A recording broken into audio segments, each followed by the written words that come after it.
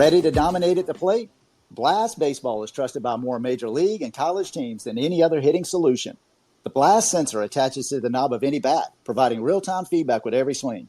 Go to blastmotion.com and enter code NOWD1 at checkout to save $25.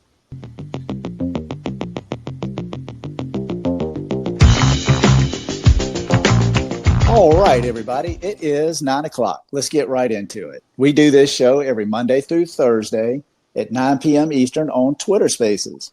I'm Alan Gay, and this is Now D1 Speaks. Hey, we got a big show tonight, a show I've really been looking forward to. We've got Josh Fox with us. He's a 24 uncommitted. Hey, Josh, are you there? Yeah, I'm there. Hi, Alan. Hey, man, I'm so glad you can join us. I think this is going to be a fantastic conversation. Why don't you kind of kick it off for us? Maybe kind of give us an idea of your GPA in high school, where you go to high school, any travel teams that you've played for, and ultimately, what got you into playing baseball? Yeah, Alan. My GPA stands at around a 2.8 right now. Hopefully, it's going to go up to a 3.1 with what grades looking at right now. Right now, I play for Whitehall High School in Pennsylvania. It's a small little town next to Allentown, and yeah, so I used to play for a couple of travel teams, Bayonne, New Jersey, where I was originally from. I moved up here 3 years ago, played for Stadium Sports, New Jersey. We did pretty good. And then when I moved up here about a year or two later, I played for PA Shockers. They were a really good team. I didn't pursue it, had a surgery with my heart, and about a couple months later, it was 100% successful rate. Then I stopped playing for a little bit and trained on my own, did everything I could training-wise. And now we're looking at playing for Sandlaw Academy, and that's based in Scranton, PA. But yeah, I started baseball from a young age because when I was adopted, I used to be in foster care for a couple years until I was 6. I found a foster house that I never knew I would be adopted into. But I had my mom, my foster mom at the time. She was throwing me a ball, and I threw it way over her. And she was like, right then and there, I need to sign you up for baseball. And that's basically what started my baseball career. Hey, man, that's pretty cool. So obviously a couple things that you touched on here that are really, really very interesting. So tell us a little about the heart surgery. Oh, yeah. So I was born with, it was called Wolff-Parkinson-White syndrome. It's an extra valve in your heart. So it makes your heart beat 2 times as much as should normally be. So I had to deal with that. But we didn't know until I came 6 years old into my foster home because my biological parents never really followed up on it, and no one knew about this. It was all out of a sudden, and then one day my heart was racing really fast and at baseball when I was like 6.5 years old, and I felt like I was going to pass out. And then we went to the hospital, and they told me that I was born with an extra valve. And so this is obviously when you were very, very young, and this was at the time maybe your foster care mom before she had fully adopted you. So what led to the heart surgery? I mean, like, at the time, were they just saying, okay, this is just something you need to be aware of, and we're just going to keep track of you, annually? Or, I mean, what ultimately led to the surgery? So the surgery led from my doctor, Brian O'Connor, my cardiologist. He did not want to mess with my body at the time because I was still growing, and he thought that in my teenage years, we always knew it was going to be a surgery in my teenage years because he wanted me to still grow and develop so nothing could happen. But so it became that point when I was 16 that I needed to get the surgery because it can really affect me long term. So throughout the process of when I was little to the surgery, I would be on the heart monitors every so often months. I needed to check up, had to do a pace test.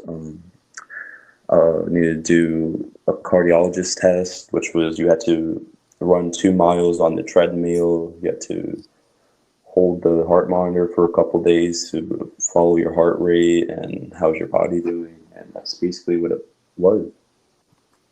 Okay, man, I got you. All right. So at 16, had the heart surgery, and now you are 17, 18. How old are you? I'm 17 now, and I will be 18 in January.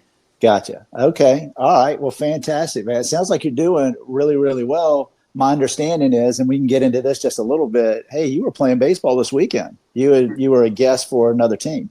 Yeah, I was a guest for the Sandlot Academy. It's based in Scranton, PA, and we were going to Howell, New Jersey, and I was supposed to pitch for the playoff game, do some what I got to do as my position in right field and batting wise. I was batting number two. Um, we were versing Alliance Baseball. That was the team. So it rained out on Saturday and had to follow up with the March Madness type style the next day on Sunday. So at 9 o'clock, we played. It was one elimination, you're out. It was that type of game, and we ended up losing 3-2. But I'd say I did a pretty good job on my part. I was in right field. I made a good out. It was a really it was a big out because the runner on third base was going home and stopped them from getting in that one run that would ultimately cost us a big game right there. And I went 3 for 3 batting. One of our fellow teammates got out during the run because it was just a bad hit towards in the middle of shortstop and third base. So he got caught up, but that would eventually almost make us win. But altogether, it was a great game other than losing. Yeah, absolutely. Sounds like you had a fantastic game. It's a shame you didn't get to pitch. I mean, that's the way it works. So that's sometimes baseball and Mother Nature, for whatever reason, they don't want to be friends. So let me ask you something, Josh. I mean, primarily you're a pitcher. Yeah, primarily. All right. So what are some of your strengths and maybe something that you're working on as well? My strength is just always never giving up through any type of environment that I've been in. It's been a lot with baseball and life. It's two different lives for me. It's dealing with going through visits with bio parents when I was younger to almost leaving my situation, going back to my bio parents, which would have been an ultimate failure. And but thank God that never happened. I say my biggest strength is never giving up, even when times are hard. I think I quit baseball for a couple months when times were rough in Pennsylvania, but a couple weeks later, I figured out to myself, this is not what I wanted. I love baseball. I feel like I was born with the baseball in my heart. I just knew everything was wrong when I wasn't playing baseball. So I trained on myself. Um, and another thing I would say my strength is being humbled. I've never been the type of person to put anyone down. I thought of myself always as a helper or anyone that someone can come to when they need help. And I remember when I won the 2017 Memorial Jim Burke Award, it was for our coach that had died, and I ended up being selected as our player that for the team MJ Desmonds in Cal Ripken, Bayonne, New Jersey. I won for our coach basically, and it was a really exciting moment because our coach really dug into my standpoint at who I was as a player, and I won because I had a great pitching season. I had in one game of the playoffs 12 strikeouts in a row, and that was a big thing for me. And I also he looked at was that whole season I would always help kids, and I would always help myself, whether it was me asking for a coach, what did I do wrong? What can I do to fix it? Or it was me showing someone how to hold ball and pitch it. Man, that's really cool stuff, Josh. Yeah, you have certainly kind of come through a lot. And I love the way you put it that it's almost like two lives and a baseball in my heart. I mean, it's a lot of good phrases that have powerful meanings, behind them. I really can appreciate your story more and more. So, Josh, let me ask you something in regards to just pitching and so forth, just so that we have a sense of who you are. Give us some measurables like height and weight. Yeah, I'm 6 feet. Some days I'm 6 feet one. Depends what day it is. Um, I weigh 185 right now. Okay. And then, like, what are the pitches you throw?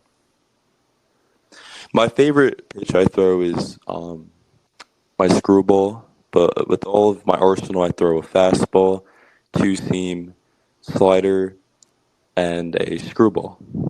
Okay. I like that. And everybody always loves to talk about velo. So what's the velocity on the fastball? My velocity on my fastball is around 81, topped out as almost reaching 82 at one point. It was 82. Um, from then on, I clocked out. That was a couple of months ago. I think I could be standing at 83 right now. Okay. And tell to us some about this screwball. How'd you pick it up? Where'd it come from? And why is it your favorite pitch? Oh yeah. I remember watching a game. It was from the old days back in the '70s with my grandpa, and I asked him. I said, What type of pitch is that?" And he told me it was called a screwball. And I said, "How do you throw that?" And he told me I had a baseball right next to me because he was catching with me, and he showed me the grip, and he said, "All you do is reverse your arm." I said, "What does that even mean, Grandpa?" And he showed me, and that was when I was 12, 13 years old, and I probably shouldn't have done it at a young age, but I genuinely progressed into throwing it and just kept working on it until I was about 16, where I really fully developed how to throw that screwball. And yeah, that's why it's my favorite pitch, because no one really expects it. It comes in to let's say a righty, and it looks like it's going towards you, and out of nowhere it breaks suddenly, and it's a loop. It's like a loop going into the other side of the glove, and when it goes to a lefty, it's two inside. When you hit it, you're either hitting a foul ball, or you're going to pop it up. And I wouldn't say I'm 100% accurate with it. I'd say I'm around 80 to 85% with it. I'm still working on it. I'm only 17, so I feel like with a great pitching program and a pitching coach, I'd definitely get it down to 90, 95%. Heck yeah, absolutely. I love it. It came from your grandfather, man. Grandpa. That's a great memory in itself right there. Great Oh, story, yeah. man. Thank you, Josh.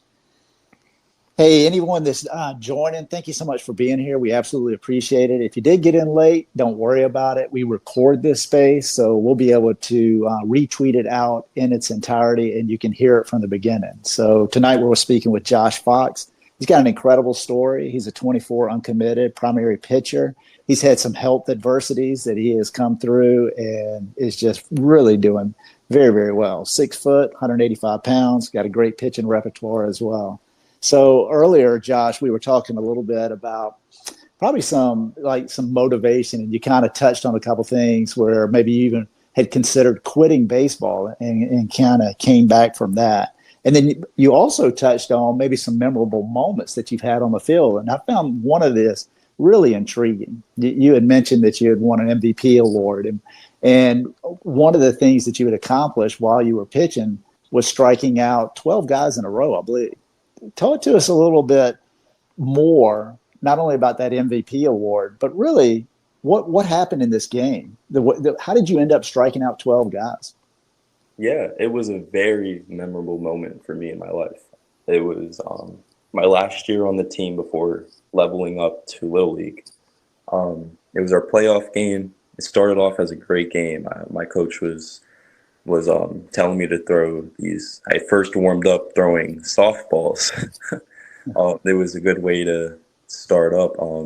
This was before the game. We practiced, and I would throw these softballs, and Yeah, so I feel like that for some reason really helped me. It was just a bigger ball, and it was, I don't know what his technique was in that, but it really sort of helped. And when the game started, I remember being really nervous. It was my first playoff game I've ever pitched to, and my coach believed in me. I pitched all season long, and he thought it was my time to shine. And so I would start pitching, and my first pitch, I remember it was a strike.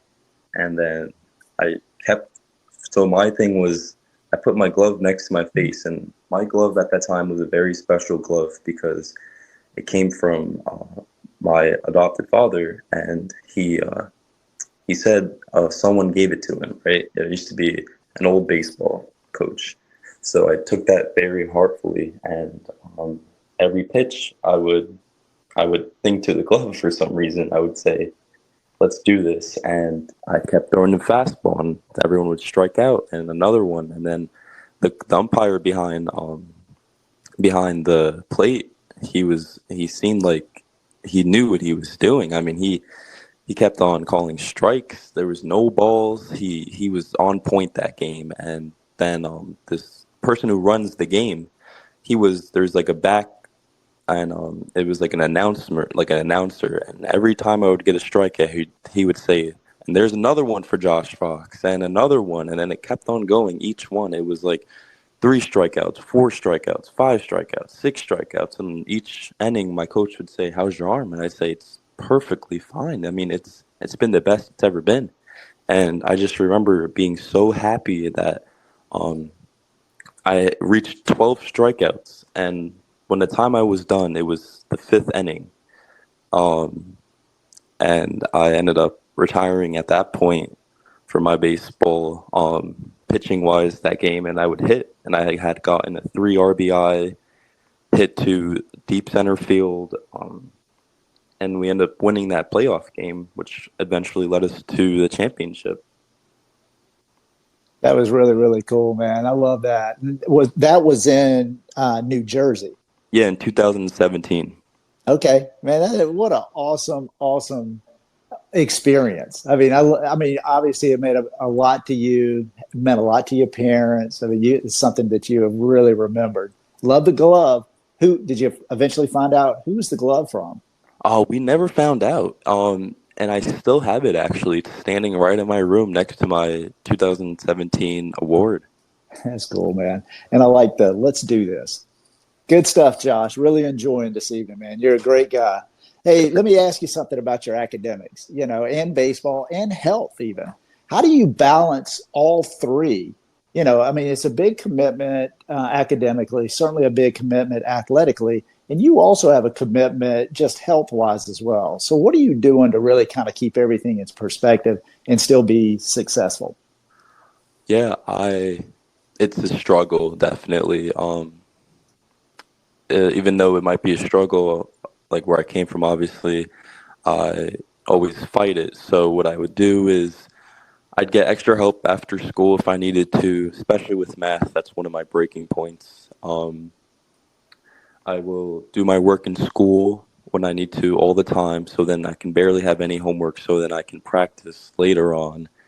Um, and that's how it's been for 4 years. I would get some help that I obviously need to because I need to succeed for myself, and that's basically where it stands with grades. I wouldn't say I'm a straight A student, but I will say that I try for everything that I do.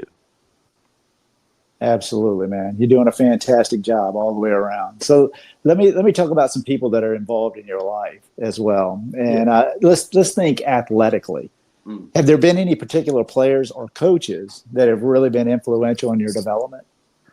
Yeah, absolutely. My coach, Coach Chris, he was my first coach I've ever met and played with for 4 recurring years during my Cal Ripken time.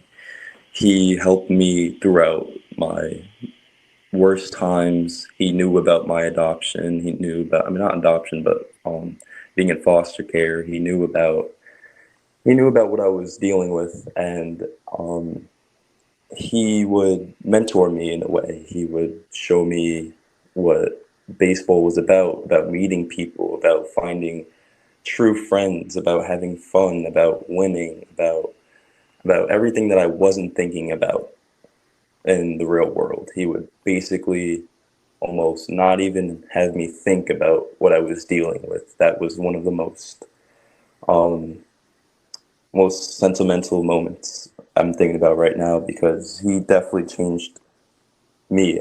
He got me so much more open. He has gotten me to the point where now I can talk to anyone, and I feel definitely comfortable with anyone that I talk to. Really outgoing.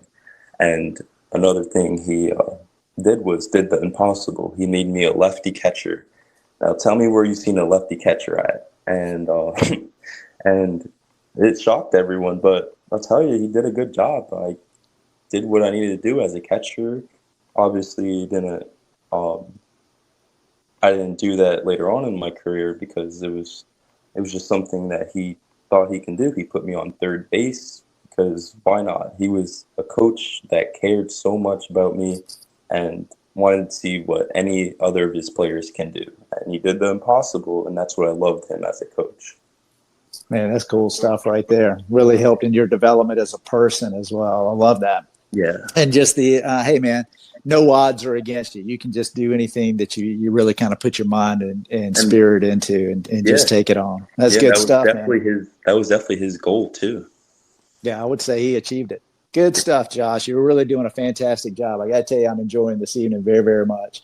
So let me ask you something else. Is you're getting ready for games, what do you do mentally to kind of flip a switch? Or do you have any rituals that you like to go through, or is it just really a very a routine, a practiced routine, and you like to do the same thing over and over before a game? Yeah, for me, anytime before a game, I'm a big follower in God, and that's just my own belief. I don't dishonor people who don't, but for my own self, I do. And when it comes to believing in God, it serves me well in baseball too, I feel, because if I lose, that's not on him, it's just on myself, but at least he's aware that, like, some days I feel like he's actually present in me doing very well. So anytime before a game, I will do my stretches. I will just do a quick little kiss, to the sky. I will do practicing, mainly routine practices, but I'll add in a couple of my own just from looking at college practice warm-ups that may be not included in our own warm-ups. And yeah, that's so when I think about pitching wise, what turns that switch is everything that I went through is basically my switch. I don't think about it in real life, but I think about it in baseball. So when I turn that switch, it's like I'm doing it for myself, and it's basically how the world works. You do everything for yourself, and it's either your choice whether or not you are going to turn that switch, basically. Absolutely, man. Hey, you do have a lot to build off, and I love hey, your strength in the Lord. That's outstanding, and I think that the best way you can honor God is just by giving 100%. The outcome is almost meaningless, but man, if you're putting everything into it, what better way can you honor Him? That's good stuff right there, Josh. Hey, everyone that's joining again, thank you so much for being here. We absolutely appreciate it. Thank you for supporting Now D1, and thank you for supporting Josh Fox as well by being here. I mentioned earlier that we record this space. One of the reasons we record it certainly is to retweet it, but we also record it because we turn it into a podcast. And that podcast is Now D1 Speaks. And I think I think this is going to be episode maybe number 85. And this podcast has really flourished. Our core audience are uncommitted high school, junior college, and transfer portal players, as well as college coaches. And really our guests have really kind of turned into a combination of college coaches and uncommitted baseball players. I think it's just it's a perfect environment to kind of marry the two. There's no video. We can't show you the accolades on the field, but we can certainly talk about the achievements from the uncommitted players off the field and their makeup. And then the college coaches get an opportunity to really kind of talk about what it is that they're looking for so that you can be a successful ball player at the next level. So if you're interested in this, and I hope you are, go out and find us. Again, it's Now D1 Speaks. We're on every platform that's out there. I hope you subscribe and continue to enjoy it. So Josh, let me ask you something about your goals. Really, your baseball career primarily. What are some short-term goals, maybe to finish out the high school season, and some long-term goals, really just kind of looking at baseball at the next level? Yeah, definitely.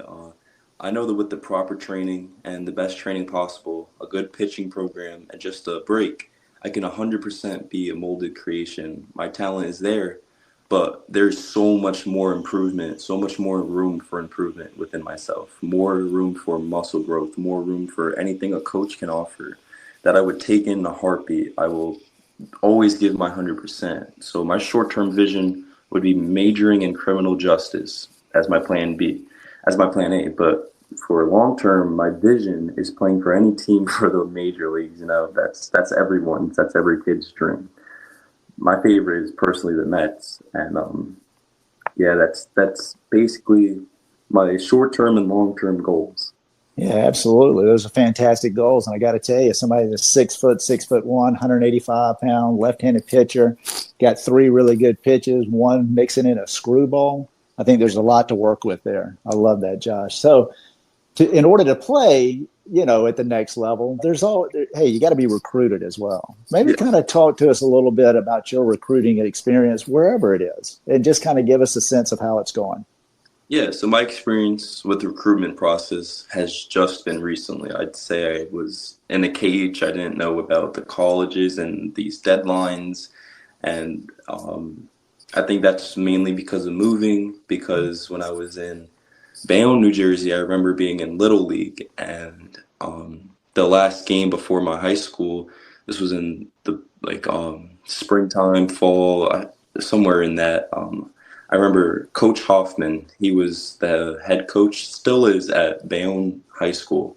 I remember I would use this screwball against his son, who was also a year older than me, and I ended up striking him out.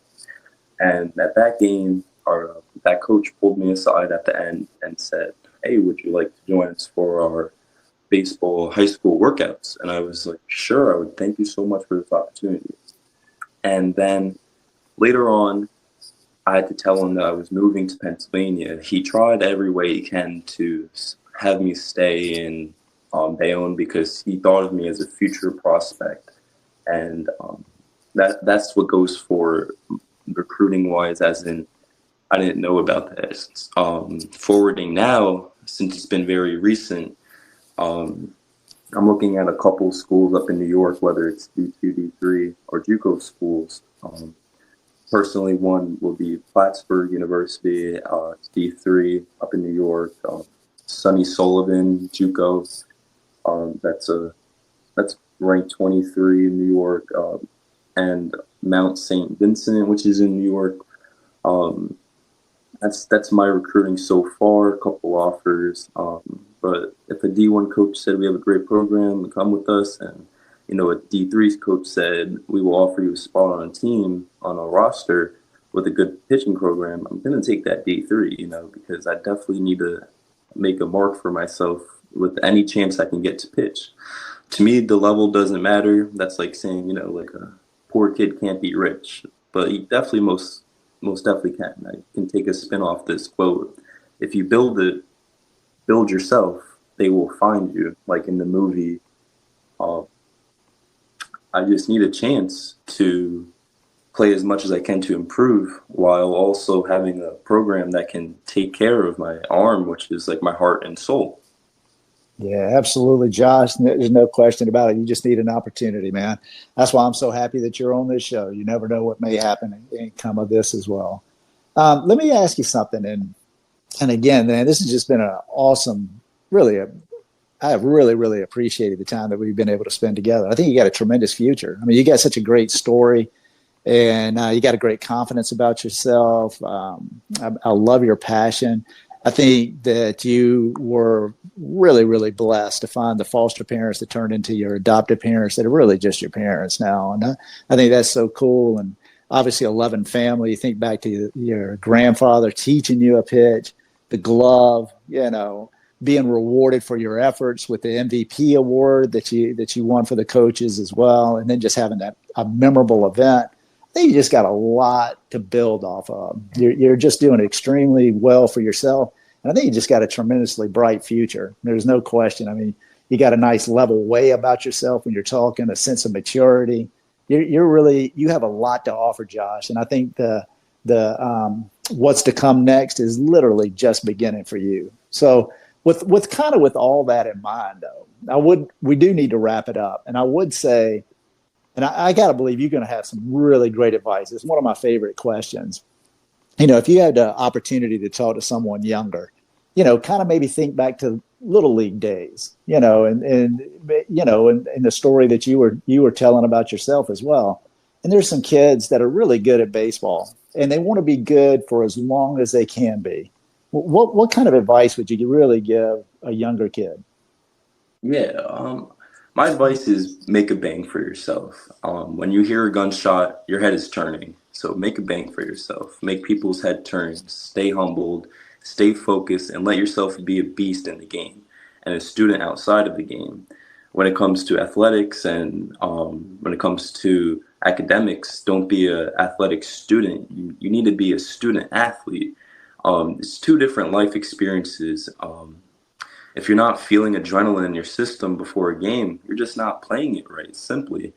And what you need to do is just get pumped, be motivated, not for anyone but yourself. It's you versus everyone out there. A coach can only help you out so much.